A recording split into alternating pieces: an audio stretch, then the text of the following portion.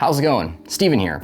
If you're here, it means you're trying to drink less beer or stop drinking entirely. But going cold turkey can be tough. What can help you make the switch is non-alcoholic beer. So I gathered some of the most popular imported ones, along with their more fun counterparts, to see which ones are closest to the real deal to make that transition easier. If you've seen my other tastings, you know I like diving into the history and background of the beer in the brewery, but we're not doing that here. We're just going straight into comparisons. These all fit under the umbrella of mass market international pale lager, except for Guinness, of course. But in the brief descriptions of each of these beers, I've included the style that it originated from or most closely resembles. Anyway, on to the beers. Asahi is a Japanese-style rice lager. This style uses a large portion of rice in the grist bill, giving it its trademark dry and refreshing finish. Both versions are brewed by Birra Peroni in Rome, Italy. The alcoholic version is 5%. So color is absolutely spot on. They are, as far as I can tell, identical. So normal Asahi just has that sort of neutral grain, crackery rice, and maybe a whiff of a floral note. God, the aroma on this one is not good. So the non-alcoholic Asahi has much more of a like stale cereal rice and that sweet wordy kind of character and like a sourness to it. So with normal Asahi, you have that kind of neutral grain, crackery-ish rice flavor with a little bit of sweetness. Body's still pretty light, pushing medium. Bitterness is low, carbonation is high, quite effervescent. Feel is quite crisp, and then the finish is pretty much how they say it on the label. It's quick, clean, and dry.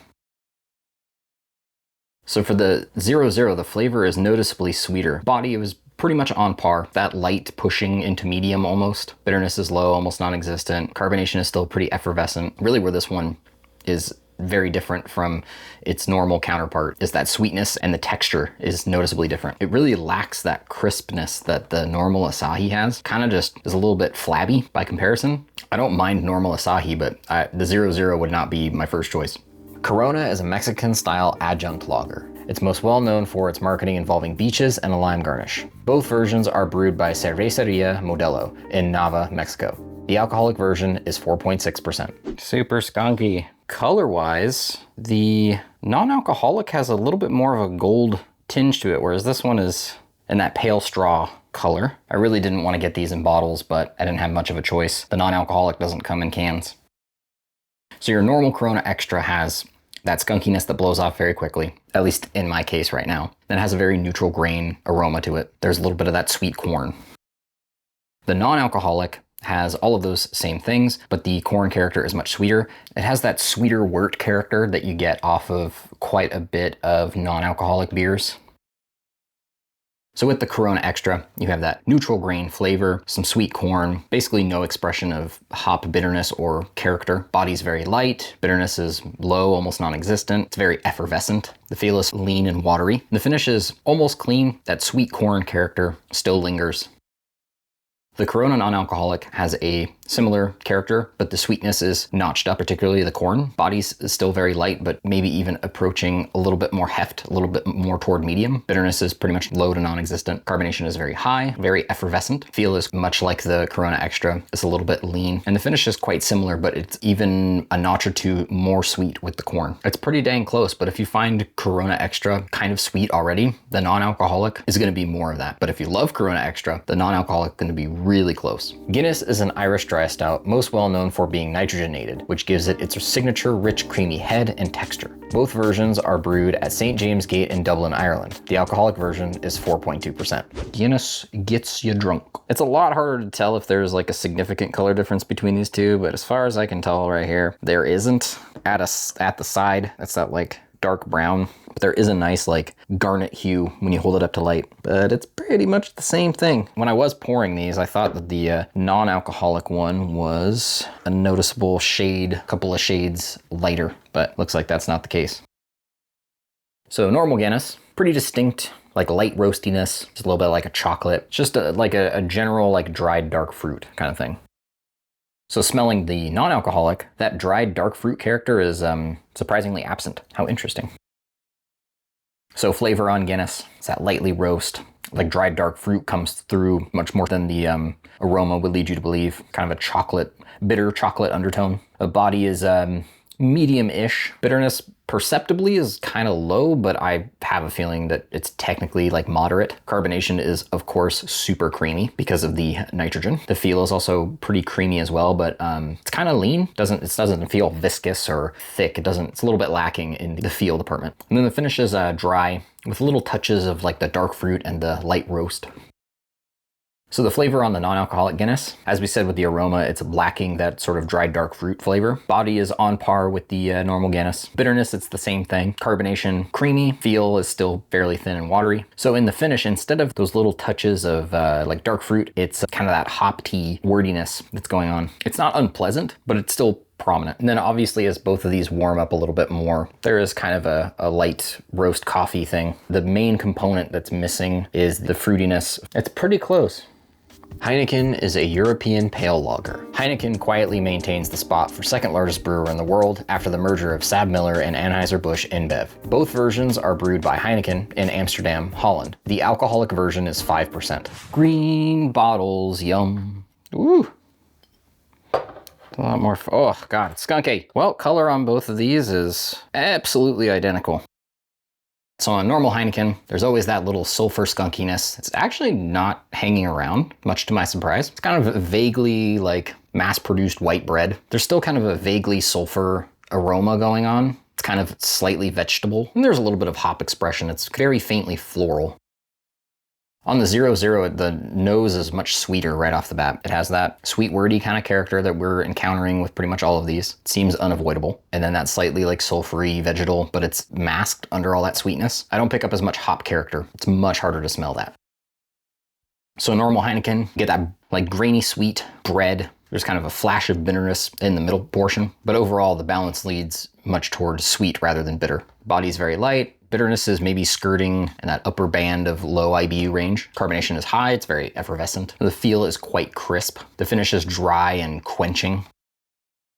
So the 0.0 is pretty close in a lot of ways and a little off the mark in others. The sweetness is ratcheted up a little bit more, so the perceived bitterness is lower, which is not ideal. Heineken's already fairly sweet, so body is pretty similar. So bitterness is strongly in the like middle-low portion. That flash of bitterness that you get out of normal Heineken is not really there. Carbonation is effervescent, still high. The feel still remains relatively crisp, but not as bright and kind of sparkling as the normal Heineken. The finish is really the only part where it kind of strays much further away from the normal Heineken. So it's not nearly as dry. It almost has that quenching quality. It's noticeably sweeter, and it also has that like sweet wort tea thing that a lot of non-alcoholic beers seem to have. This one's pretty close to the real deal, but overall it's actually a pretty solid one. Peroni is a European pale lager, well known for its various successful marketing campaigns, mostly around sports and motorcycle racing. Firstly sponsoring a young Valentino Rossi, which I found neat as a motorcyclist. Both versions are brewed by Birra Peroni in Rome, Italy. The alcoholic version is 5%. When the moon hits your eye like a big pizza pie, that's Peroni. Ooh-wee.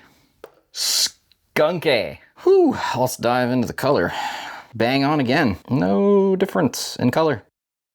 It has that like sweet, bready, European pale lager kind of thing that all of them have. A little bit of corn. It's like vaguely grassy. Just a little bit of floral. I think I'm picking up like a lemon thing too. It's a very muted aroma. I guess it's better to have a very muted aroma than a really terrible one. Ooh. The non-alcoholic, on the other hand, has a much stronger and not nearly as pleasant aroma. That like wordy hop tea thing is quite prominent. It's kind of like stale cereal. The skunkiness is hanging in there a lot longer than in the normal Peroni. So for the Peroni flavor, it's a very nice like neutral grain foundation with a little bit of corn, with like a grassy floral hop character dancing on top of that. There's a little bit of that like lemony thing. It doesn't seem like any distinct part of a lemon, a vague notion of lemon. The feel is super light. Bitterness is almost skirting the line of moderate. Carbonation is much more moderate. It's still lively, but not nearly to the same degree as some of the other beers that we've had in this tasting so far. Feel is very crisp. Finish is fairly dry and clean. Overall pretty solid. Now this is where it falls apart.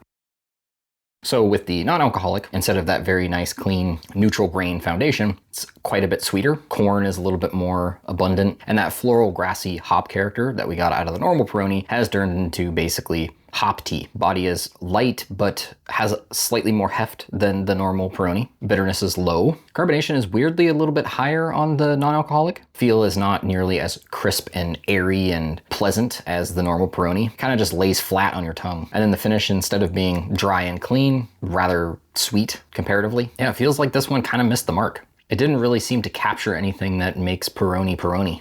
Yeah, I think the Peroni non-alcoholic would be a pass from me. Stella is a European pale lager, seemingly known for being a lot of beer snobs' first fancy beer, all because of the chalice and really good marketing. Both versions are brewed by Stella Artois in St. Louis, Missouri, so I guess this is the only import in the tasting that isn't technically imported. Whoops. Alcoholic version is 5%. Does anybody else want to scream, Stella? Anytime they see this beer? No? Okay. I didn't get a fancy chalice glass. Oh well. Only one beer in this tasting gets a fancy glass. Pretty bang on. Man, there was only one in this tasting where the color was like considerably different. Well, subtly different, I should say. Again, skunky aroma as soon as I open these both up, but it's pretty much gone at this point. Nope, never mind. So the aroma for normal Stella, that skunkiness is still hanging around a bit, kind of that white bread thing. It's kind of grassy and floral. So the aroma for the non-alcoholic, really the only thing that I pick up is it's kind of sweet cereal. It's kind of just like Honey Nut Cheerios. There's like a very, very tiny amount of the same sort of floral grassy thing as normal Stella, but it's really hard to find. But yeah, it just kind of smells like Honey Nut Cheerios. Not necessarily a bad thing. Interesting. I've seen lots of comparisons drawn between this and Heineken, and I can really see that. Like bitterness, sweetness thing is much more in equilibrium on Stella than on Heineken. So the body for normal Stella is light, but getting closer to medium. Bitterness is on the higher side of low. Carbonation is high. I wouldn't say it's like super effervescent. Feel is pretty crisp. Finish is dry, and most of the bitterness is actually in the last portion of the sip. So for the non-alcoholic Stella, does have a little bit of that like Honey Nut Cheerios, kind of a sweet wordiness. There's that hop tea thing that kind of pops up in the middle. I'd say the body is pretty much on par with the normal Stella. Carbonation is pretty much the same, still has the same crispness. The finish is pretty bang on. Where it differs is that where the bitterness kind of lies. There's a stronger presence of bitterness middle through the sip on the non-alcoholic as compared to the normal. There are lots of things different on the aroma and the flavor, but they still manage to get the main gist, the quality of the actual like drinking experiences almost the same. Not bad, but it wouldn't be high on my list. All right, well that does it for this tasting. Thank you for joining me, and I hope you found it helpful. Cheers, and thanks for watching.